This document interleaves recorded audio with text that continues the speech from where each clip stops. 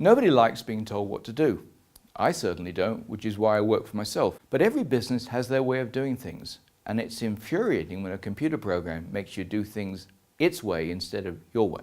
As a developer, I'm driven by and focused on the needs of the user, not what I think they need or how to do it, but to accommodate their needs. Now, that doesn't mean to say that I won't see and suggest better ways of doing things, but ultimately, it is what the client wants that I deliver. From a programmer's standpoint, this sometimes means that I have to jump through hoops, which a lot of programmers don't want to do. But that's my job, my responsibility. In a vertical market solution where every company does something differently, all of those options have to be taken into account and the user allowed to use whichever they want. And if they change their mind, then we need to be able to respond to that in just the same way as we added options in the first place. It's not a chore, it's not a hardship, it's an obligation. And if you're talking to somebody who tells you that it can't be done, what they are generally saying is that they don't want to do it. Now, there are cases, rare though they may be, where what is being asked for is extremely impractical or would take such a long time to do that it becomes cost prohibitive. In those cases, my job is to be able to explain why this is so and suggest an alternative method of achieving the objective and to come up with a solution that meets the requirements.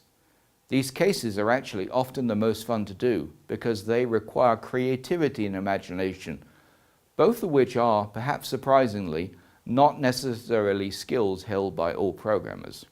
A lot of programmers write in code that is very precise, very controlled and very logical. They work in strict, confined areas. Because of those restrictions, there isn't much room for creativity and imagination, and thus they don't develop or they subjugate those skills. Very few programmers actually work with end users, and quite frankly, many of them regard those users as stupid because they don't think like a programmer. Programmers think that because they understand what they are looking at, that all users should be able to do the same.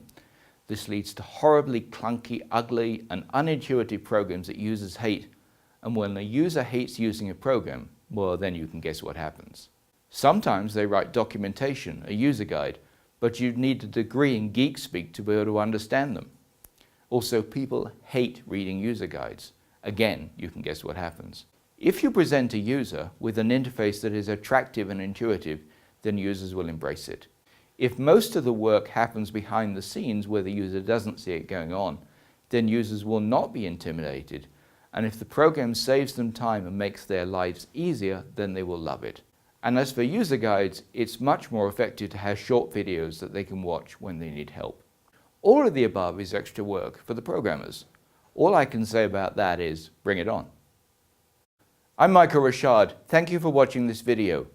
I hope that you found it interesting, informative, and useful to you in your journey.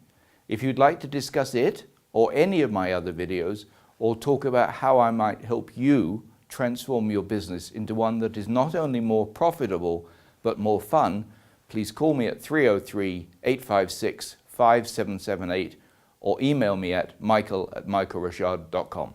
Thanks again.